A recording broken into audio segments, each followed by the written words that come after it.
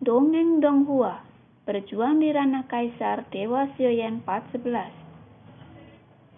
Sayangnya, bagaimana mereka harus menghadapinya? Bunuh mereka semua. Setelah Li Bei menyingkirkan Qin Tianlong, pandangannya tertuju pada Zhu Yuanbei di ujung yang jauh. Saat matanya bertabrakan dengan Zhu Yuanbei, Li Bei melakukan juga alisnya sedikit berkerut, karena dia merasakan aura tubuh Zhu Yuanbei juga. Jika Li Bei tidak takut menghancurkan dunia ini, aku tidak keberatan bertarung denganmu. Zhu Yuanbei berdiri dengan tangan di belakang tangannya. Tetapi memandang Li Bei dengan ketenangan yang tidak biasa, seolah-olah hasil ini sudah ada dalam pikirannya. Mendengar bahwa mata Li Bei menyusut, Zhu Yuanbei tampaknya tidak berniat untuk bergerak. Tentu saja, itu juga karena Li Bei dan Wu Tianyu ada di sini, dan mereka memiliki kekuatan pencegah yang cukup. Berharap musuh kedua secara alami tidak mungkin. Terima kasih. Xiaoyan membuka matanya saat ini, memandang Zhu Yuanbei di ujung, dan memutahkan dua kata dengan lembut. Kamu tidak harus sopan. Kamu beruntung. Aku tidak mengharapkan dua orang untuk melindungimu. Jika tidak, aku akan membunuhmu secara pribadi. Kata Zhu Yuanbei langsung, tanpa mengubur pikiran batinnya yang sebenarnya. Kemunculan Li Bei dan Wu Tianyu berada di luar rencana Zhu Yuanbei. Matanya sedikit menyipit, tapi sepertinya tidak masalah. Seolah-olah tujuan sebenarnya bukanlah untuk membunuh Xiaoyan kali ini. Sebaliknya, untuk membunuh Qin Tianlong. Kebetulan dia bahkan meminjam pisau untuk membunuh seseorang. Lain kali aku bertemu, kuharap keberuntunganmu akan sangat baik. Xiaoyan memandang Zhu Yuanbei dan menunjukkan senyum misterius. Tidak ada niat untuk membunuh, tetapi tidak ada kekurangan dalam kata-katanya. Sepertinya yang memang begitu, memberitahu Zhu Yuanbei untuk tidak akan lama bagimu untuk menjadi apa-apa. Sungguh, aku berharap ketika kita bertemu lain kali, kamu akan memiliki kemampuan untuk bertarung denganku dan mengucapkan selamat tinggal. Zhu Yuanbei berbalik dan tidak terus berbicara omong kosong dengan Xiaoyan di sini, tetapi hanya dibantai ketika dia pindah kembali ke bahtera. Di dek bahtera, tatapan Zhu Yuanbei langsung menembus kehampaan. Tatapannya tetap pada dua sosok. Dia tidak berbicara, tetapi sudut mulutnya sedikit terangkat. Dan kedua sosok ini adalah yang mulia ketiga dari aliansi dewa pertempuran, Jianshu, dan yang mulia keempat, Wu Shen. Saat tatapan Zhu Yuanbei sedang menonton, keduanya sadar dan ada beberapa kecemasan di hati mereka. Tapi Zhu Yuanbei tidak mengucapkan sepatah kata pun. Tetapi pemimpin orang-orang di aliansi dewa berjuang berubah menjadi asap hijau. Bahkan ketika meninggalkan benua Daodi, krisis ini akhirnya terselesaikan setelah Li Bei dan Wu Tianyu tiba tepat waktu. Tapi identitas Xiaoyan juga benar-benar terungkap. Jin Taiwei tidak tahu apa yang sedang terjadi sekarang. Apa yang akan diketahui Jin Wuye tentang keberadaan Xiaoyan? Apa yang akan dia lakukan? Dan benua Daodi terungkap bersama dengan Xiaoyan dan akan jatuh ke dalam bersama-sama dalam krisis jangka panjang. Tidak ada yang tahu kapan aliansi dewa pertempuran akan datang lagi. Jika Xiaoyan tidak ada, akan mudah bagi aliansi dewa pertempuran untuk menghancurkan benua Kaisar Dao. Ini segera membuat Xiaoyan sangat sedih. Cendera dewa itu tidak terlalu serius. Setelah beberapa hari itu sepenuhnya pulih. Tetapi klon iblis abadi masih tidak dapat bergerak. Bahkan jika Xiaoyan dan membawa klon iblis abadi ke dalam menara roh virtual Jinzhen, dia menelan ludah. Jumlahnya banyak obatnya. Hanya bisa sembuh perlahan. Xiaoyan juga menghela nafas lega untuk sementara. Untungnya benua Daodi dan benua Dogi tidak rusak parah karena krisis ini. Bingkong semuanya rusak dalam berbagai tingkat, tetapi mereka semua berada dalam kisaran toleransi. Dan itu tidak akan memakan waktu lama, akan sepenuhnya dipulihkan. Di Xiao Mansion, Xiaoyan meminta Li Bei dan Wu Tianyu untuk duduk di mansion dan membuat teh salju untuk keduanya. Aroma teh meluap dan mata Li Bei berkedip.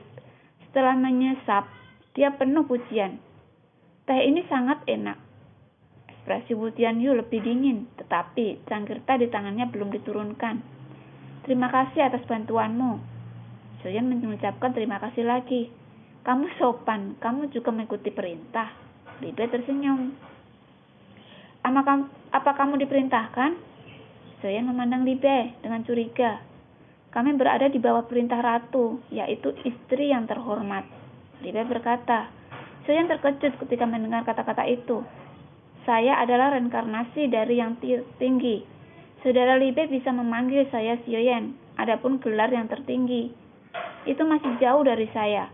Yang mulia juga istri dari yang maha tinggi, bukan milik saya. Sioyan mengoreksi. Li Bei masih seorang bangsawan yang membuat Sioyan tidak dapat menerima gelar ini. Bagaimanapun, bangsawan itu memanggilnya orang terkuat di dunia, Sensi. Bukan semut lemah seperti dia sekarang, dan dia masih membutuhkan perlindungan orang lain. Sioyan, aku tahu, tapi hubunganmu dengan ratu? Li Bei memandang Sioyan dengan rasa ingin tahu, sepertinya penasaran.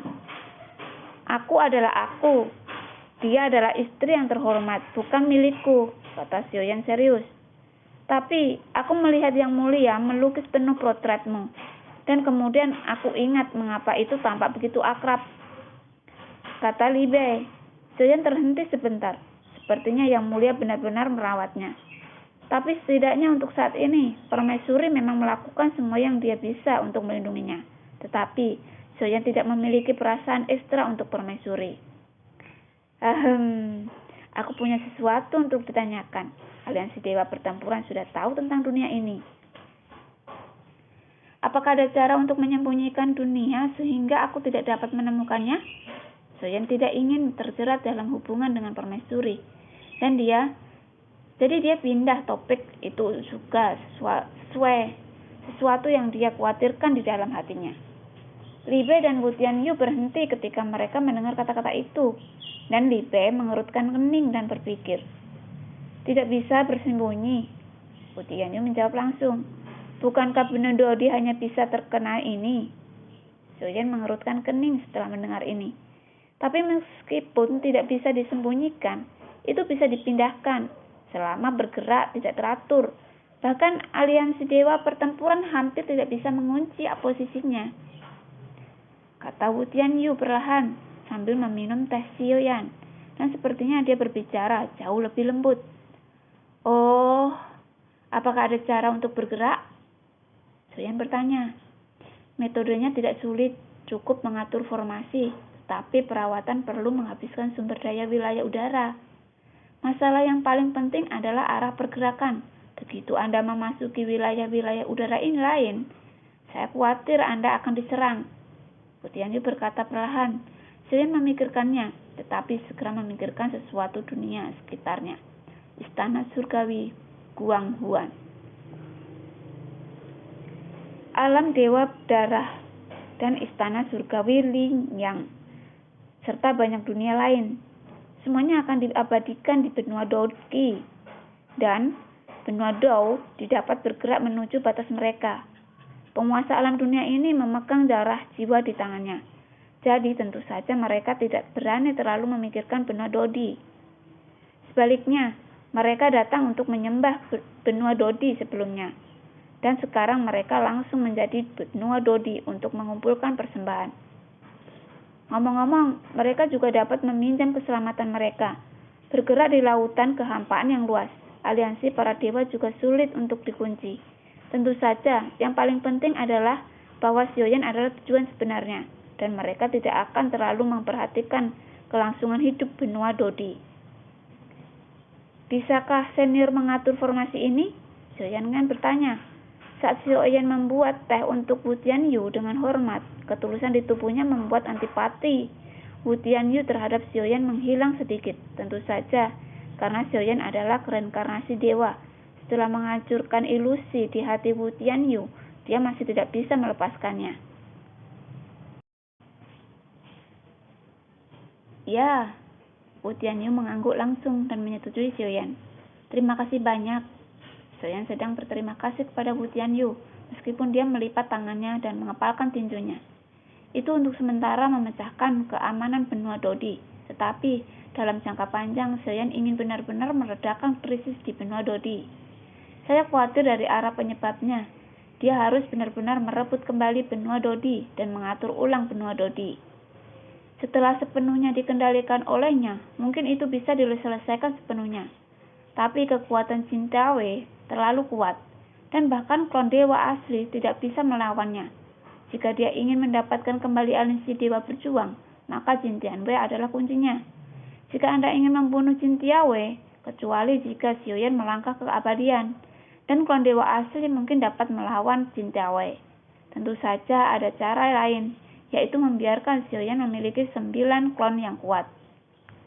Dan kemudian melalui klon bukan tidak mungkin untuk mengalahkan Jin Taoe dengan mengintegrasikan kekuatan takdir.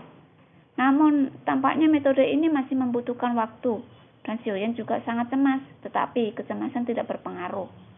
Hanya dengan mengambil setiap langkah lebih tegas dan tegas, dia hanya dapat membuat dirinya lebih kuat sesegera mungkin. Sambil minum teh, Li Bei memandang Xiaoyan dengan tatapan bingung, dan kemudian bertanya, "Yang mulia, bukankah Anda telah mengambil nenek moyang iblis abadi? Dengan kekuatan fisik leluhur iblis abadi, Anda harus bisa memecahkan naga emas. Itu bukan jadi masalah." Xiaoyan tersenyum baik, dan kemudian menjawab, "Tubuh fisik leluhur iblis peri memang sangat kuat, tetapi premisnya adalah keadaan masa kejayaan. Sudah diambang abatas, dan tubuhnya hancur, dan hampir tidak memiliki kemampuan bertarung." Li Bei dan Bu Tianyu sama-sama menatap Xiaoyan dengan heran ketika mereka mendengar kata-kata itu. Memang tidak seolah-olah mata Xiaoyan menipu mereka. Lagi pula, ketika mereka tiba, Xiaoyan hampir dibunuh oleh Jin Tianlong.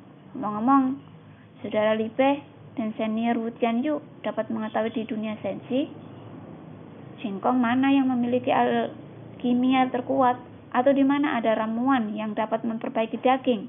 Xiaoyan bertanya. Keadaan klon iblis abadi juga membuatnya sangat sakit kepala. Lagi pula, selama kekuatan fisik klon iblis abadi dapat dipulihkan, kekuatan tempur Xiaoyan akan meningkat lebih dari 1 tingkat. Kuil obat roh. Li Bei dan Bu Tianyu berkata serempak, dan sebuah nama muncul dari benak mereka pada saat yang bersamaan. Kuil obat roh. Xiaoyan telah mendengar nama ini untuk pertama kalinya. Terletak di kekosongan Nanling. Itu adalah batas kekosongan, dikatakan bahwa ada alkemis terkuat di dunia sensi. Tidak ada kekurangan dewa dan obat-obatan ajaib. Agaknya pasti ada obat untuk memperbaiki daging. Li Bei menunjuk ke intinya. Li Bei berkata, "Jelas nama ramuan Tiangong ini cukup besar." Nanling Void. Xiaoyan mengerang. Sebelum itu, Xiaoyan sudah melakukan perjalanan ke Yunih Timur, tempat aliansi dewa pertempuran berada. Star Void Laut Barat, tempat benua Dodi berada. Dan tentu saja yang paling Beiming Void yang misterius. Dan Ningling Xiaoyan ini belum pernah ke sana. Nanling Void adalah void laut terbesar di antara 4 void. Ini berisi banyak void. Meskipun ada 5 void tingkat tinggi dalam reputasi, pada kenyataannya ada lebih banyak void di Nanling Void ini. Boundary Kong yang kuat tidak kalah. 5 alam tingkat tinggi sama sekali mereka tersembunyi di dalamnya, dan tingkat misteri yang sembunyikan kekosongan Nanling hampir sama dengan kekosongan Beiming. Li Bei terus menjelaskan. Xiaoyan mengerutkan kening setelah mendengar ini. Karena menurut rencana Xiaoyan, setelah kembali ke benua Dodi, dia memenangkan Shu Tianlei. Pemberhentian selanjutnya adalah pergi ke utara Ming Void, ke dunia bawah, dan mencari semua orang di tim Fearless. Tapi dalam situasi saat ini, Xiaoyan malah ragu-ragu. Dia tidak bisa menahan diri untuk bertanya pada dirinya sendiri. Dengan kekuatannya saat ini, bahkan jika dia mengatur ulang tim Fearless, apakah dia melindungi mereka atau menyakiti mereka? Karena kelemahannya dia hampir menghancurkan benua Dodi. Jadi menjadi lebih kuat sekarang adalah kunci kebenarannya. Setidaknya sekarang, Xiaoyan membutuhkan kekuatan klon iblis abadi, sehingga pemulihan klon iblis abadi Xiaoyan ada di tempat pertama. Dia egois, dia hanya ingin memiliki kekuatan yang cukup.